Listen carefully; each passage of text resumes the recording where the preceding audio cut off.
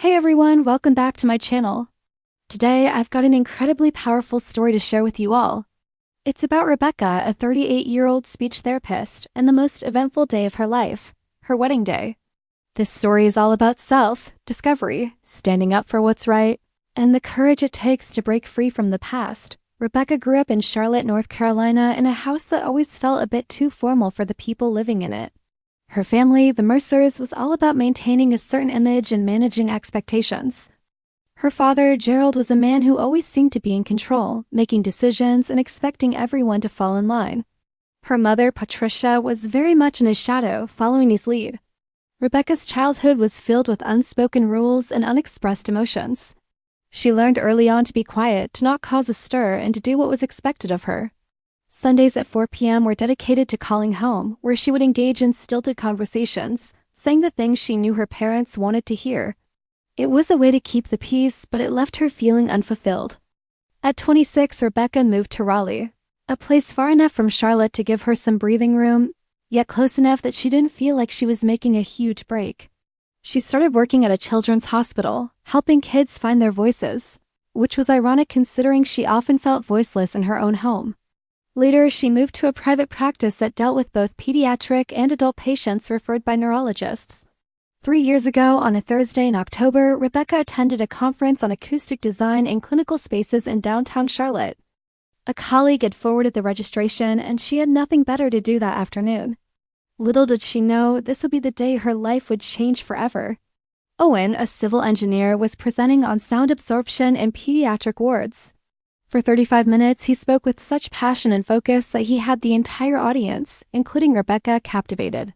During the question and answer session, Rebecca asked about frequency ranges and their effect on patient anxiety and speech therapy settings. Owen was impressed with her question and invited her to dinner to discuss it further. That dinner turned into a long-lasting conversation that lasted until 11 p.m. They talked about sound and silence, about helping people express what their bodies were suppressing. At one point, Owen mentioned the difference between a room that absorbs sound and one that simply muffles it, and Rebecca knew he was talking about more than just acoustics. She was immediately drawn to him not just because of his intelligence, but also because he seemed to understand things on a deeper level. A few months later, Rebecca, in a moment of excitement, mentioned Owen to her parents during her regular Sunday call. Her father's response was immediate and telling. "A civil engineer, Rebecca. That is not ... He started, leaving the rest of the sentence unspoken, but the disappointment was clear. The following Sunday, when he called back to finish the sentence, Rebecca listened for 40 seconds before quietly saying she had to go. And hanging up. It was the first time she had ever ended a conversation with her father before he was ready, and it made her realize how much she had been holding back. 9 months after they got engaged, on a Sunday evening in January, Owen came to Rebecca's kitchen in Raleigh. They had planned a nice dinner, but Owen seemed preoccupied. After some small talk about work and the weather, Owen suddenly stopped in the middle of a sentence. He put his hand flat on the kitchen table, a sign that he had something important to say. "I need to tell you something about your father," Owen said. Rebecca put down her fork, her heart pounding. Owen then told her the story of Martin Calloway. Owen and his father had been in the construction and civil engineering business together. Martin had built a small but solid real estate and development consulting firm over 15 years. 6 years in, he took on a business partner, Gerald Mercer. For 6 years, they worked together, but in 2009, Gerald filed documents with the county that Martin had never signed. 4 minutes were falsified, reflecting decisions that were never made. A restructuring transferred majority ownership to Gerald's sole control. By the time Martin's attorney caught on, it was too late. Martin lost the company, the building it operated out of, and eventually the house. Owen was 19 at the time, and he had to take on 3 jobs to help his family. Rebecca was shocked and angry. She couldn't believe her father could do such a thing. But instead of reacting impulsively, she took a moment to think. She realized that she had always given her father the power to define her, to make her feel small. But this was her chance to change that. She decided to invite her parents to the wedding. She wanted her father to see Owen's face, to see the man whose family he had destroyed in a room full of people she loved and who supported her. She knew it would be a difficult confrontation, but she was ready. The morning of the wedding, Rebecca was in the bridal suite at Harrove Hall. The room was filled with the sweet smell of white ranunculus, and the silence was almost palpable. Rebecca rearranged the flowers for the third time that morning, not because there was anything wrong with them, but because she needed something to do with her hands. She was nervous, but she was also determined. Gwen, her best friend of 16 years, came in at 7:42 with 2 cups of coffee. She knew exactly where to put it without being asked, beside the mirror where Rebecca would need it. "Your mom just called the venue coordinator," Gwen said. Rebecca moved a ranunculus 2 inches to the left. "I know, they're coming," she said. Rebecca had sent the invitation to her parents 3 months ago. It was a white envelope with a card bearing both her and Owen's names and a handwritten note inside. She knew her father would never miss an important event, especially one that involved his daughter, and she was right. As the time for the ceremony approached, Owen had to step out to check on his mother. Her blood pressure had been acting up all week, and the cuff was giving inaccurate readings. Owen's cousin was with her, but he needed to be there to handle the situation. Rebecca knew this was a possibility and had prepared herself mentally. She told herself that Owen would be back before anything significant happened. Rebecca walked down the aisle, her eyes fixed on the altar. The 180 guests in the room turned to look at her, and she could feel their eyes on her. As she passed the third row, she could sense her father's presence. He was sitting there in his dark gray suit, the same suit he had worn to every important occasion for the last decade. He sat with his arms crossed, looking like he was ready to take control of the situation. Just as Rebecca reached the front of the room, her mother, Patricia, stood up and walked towards the microphone. She grabbed it from the coordinator without being invited and looked out at the room. "I'm Patricia Mercer," she said, her voice warm at first, but then it took on a more serious tone. "Rebecca is my daughter, and I'm standing here because there are things a mother says when she loves someone enough to say them out loud." She went on to say that Rebecca was bringing shame to the family by marrying someone without their blessing, without knowing who this person truly was. Then her father, Gerald, stood up and added, "Rebecca, you've brought shame on this entire family." For 47 seconds, Rebecca stood still, a flood of memories rushing through her mind.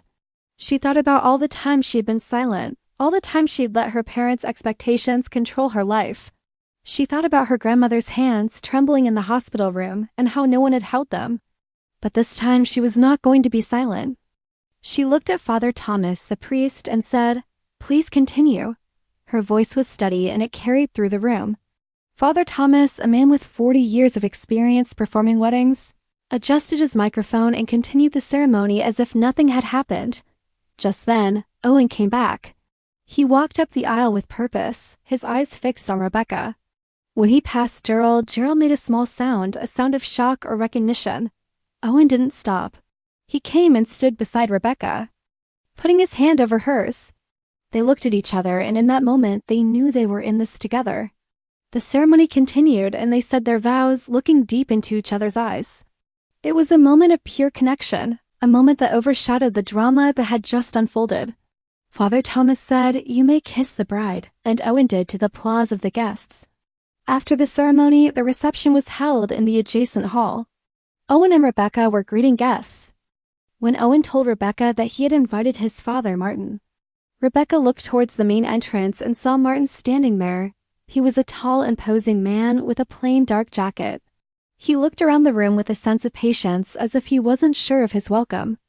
Owen crossed the room and brought Martin over to Rebecca. "Dad, this is Rebecca," Owen said. Martin looked at Rebecca for a moment as if he was trying to read something in her face. "Owen told me what you decided," he said finally. "Thank you." Just then, Joanna's assistant approached Martin and asked if he would like to say a few words. Martin looked at Owen, and Owen nodded. Martin took the microphone and walked to the front of the room. "I want to talk about the boy Owen was at 19, Martin began. His voice was calm and steady. 3 jobs, no complaints, because that was the year our family lost everything. Our company, our house, 15 years of savings gone. Not because of bad luck, but because someone we trusted decided that our agreement meant less to him than his own ambition." The room was silent. Everyone knew who Martin was talking about. Some people looked towards Gerald, who was standing there with a glass of champagne in his hand, his face turning pale. Martin continued, "I rebuilt. It took a long time. Owen rebuilt, and tonight I'm standing in a room where some of you know exactly what I am talking about." He then looked at Rebecca. "I want to thank Rebecca. She made a decision 3 months ago that I did not know about until this morning. She invited her parents to this wedding, knowing what she knew. She invited them anyway. That took more courage than anything I did at 19. He raised his glass. To Rebecca and Owen. As Martin was speaking, Gerald set his glass down. He pushed back his chair and stood up. Patricia looked at him, confused. Gerald said something to her that no one else could hear, and then he walked towards the exit. Patricia watched him go for a moment, and then she followed him. Outside, in the parking lot of Hariff Hall, Gerald and Patricia stood beside their car. Joanna, who had gone out to check on a catering detail, saw them. Gerald had his hand on the door handle, but he didn't open it. Patricia asked him something, but Joanna was too far away to hear. Then Gerald opened the car door and got in. Patricia stood outside for a moment longer, and then she got in as well. The car didn't move for a long time. Back inside the reception hall, the atmosphere had changed. Some people were still talking and celebrating, but there was an undercurrent of unease. The people who knew Gerald Mercer well were shocked by what had happened. They had always seen him as a powerful and control man, and now he had walked out in the middle of the reception. Patricia came back in alone. She walked through the side entrance and stood just inside the door for a moment, looking lost. Rebecca saw her and walked over. "I didn't know," Patricia said. Rebecca looked at her mother, seeing the pain and confusion in her eyes. "Not today, Mom," she said. It was a moment of understanding, a moment that left the door open for future conversations. Martin Calloway sat at his table, enjoying the reception. He was talking to Owen's cousin Ginny, and they were laughing.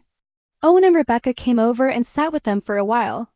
Martin looked at Rebecca and said, "She looks like someone who knows what she's doing." Owen smiled and said, "She does." On the way home in the car, Owen and Rebecca were quiet at first. The events of the day were still sinking in. "He drove 4 hours for this," Owen said, referring to his father. "He didn't tell me he was coming until this morning." Rebecca thought about all that had happened. She realized that her father's silence was a sign of his defeat.